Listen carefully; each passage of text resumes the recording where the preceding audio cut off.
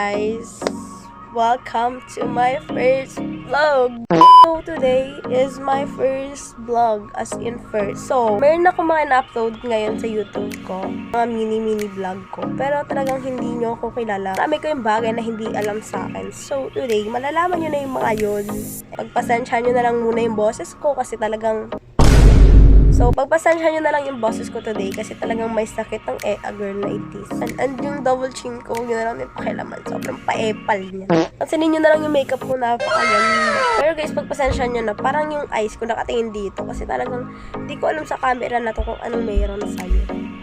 Mag-start na tayo. Ang first thing na hindi nyo alam about sa akin is yung full or yung real name ko. Okay? Ang real name ko is Princess Nicole Penny Decoy. And walang masyadong unique sa name ko. Naisip lang nila yun. Walang unique sa name ko. Parang nung nasa hospital na, okay, yun na lang yung name niya. Parang ganun. So guys, ang next naman is yung birthday ko. Kailan nga ba yung birthday ng nag-iisang Nixie na ito? So, my birthday is on January 6, 2008. Pag birthday ko guys, natural, walang handa. Kasi kakatapos ng bagong taon, talagang lahat ng tao, uumay pa sila sa mga pagkain, sa mga handaan. So talagang walang handa. Lagi talaga walang handa sa birthday ko. Natural lang. Ba't kasi January 6 nyo ako pinanganak? So guys, since ang birthday ko is January 6, ang zodiac sign ko is Capricorn. So next guys is my age. 2008 ako, te. So, I'm 17 years old daw, hindi lang halata. So, lagi ako napagkakabalan na parang bata na ako. Hindi lang dahil sa height. Alam ko na bang maliit ako, wag nyo nang ipangalandakan pa. So, hindi lang dahil sa height, kundi sa face ko. Laging maraming nagsasabi sa akin na ang baby face ko daw. Baby face daw talaga. Wow! Sabi rin ng parents ko, kung ano daw yung mukha ko nung bata ako, yun pa rin daw yung mukha ko until now. Next guys is my siblings. Ilan nga ba ang kapatid ng nag-iisang Nixie na ito? So ang kapatid ko po ay 3. So that means 4 kami. Pangalawa ako sa magkakapatid. And ang ganda guys ng namin kasi ang nauna is yung kuya ko, which is lalaki. Malamang kuya nga, ang may kuyang babae. So kuya ko, ako, which is babae, di ba? Yung next sa akin is lalaki. And then girl na yung bunso namin. So, lalaki, babae. Tapos, 1 year ang mga pagitan namin. Like, yung kuya ko and ako, 1 year lang yung pagitan namin sa isa't isa. Then, yung next sa akin and then yung bunso namin is 1 year lang din ang pagitan sa isa't isa. So, ako naman, medyo matagal-tagal ako nasundan. So, talagang na-enjoy ko yung pagiging bunso. So, next is, anong grade na nga ba itong babaeng ito? So, currently guys, I'm grade 11 and so, grade 11 na ako and hindi halata, diba? Next school year guys is I'm turning grade 12. Malamang grade 11 ka ngayon.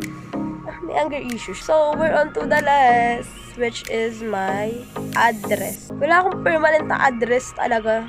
Alam nyo ba? Ganito yan, okay? Story time. Bakit magulo ang address ng babaeng ito?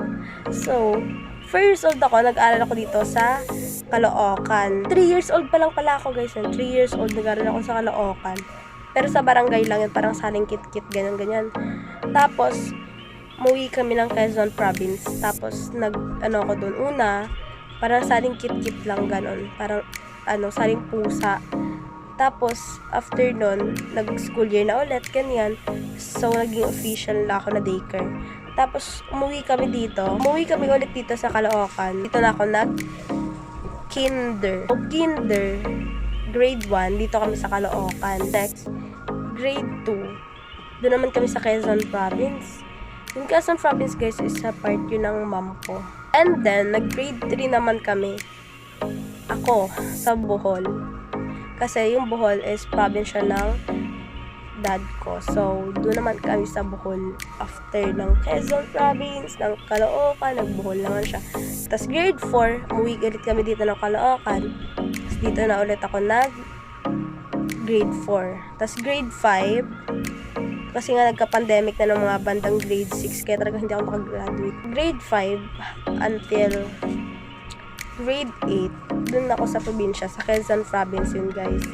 And then, 9 hanggang ngayon, nag-grade 11, dito na ako sa Caloocan. Sobrang gulong kasi, di ba, Caloocan, Quezon Province, Bohol.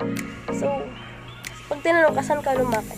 Parang wala ka talagang permanent na masasabi. Pero ang lagi ko sinasabi Quezon Province kasi talagang doon ako mas nagtagal. For the longest time, doon ako talaga nag-stay. So, masasabi ko naman na doon ako lumaki. So, that's it, guys. See you on my next vlog. So, guys, tapos ng vlog natin. Dito na, guys, nagtatapos ang ating vlog. Please, huwag niyo akong kalimutan i-subscribe, follow sa aking page. Also, don't forget to like, share, and subscribe. Ala, sinasabi niya na yan. So, yun lang, guys. Bye! See you on my next vlog.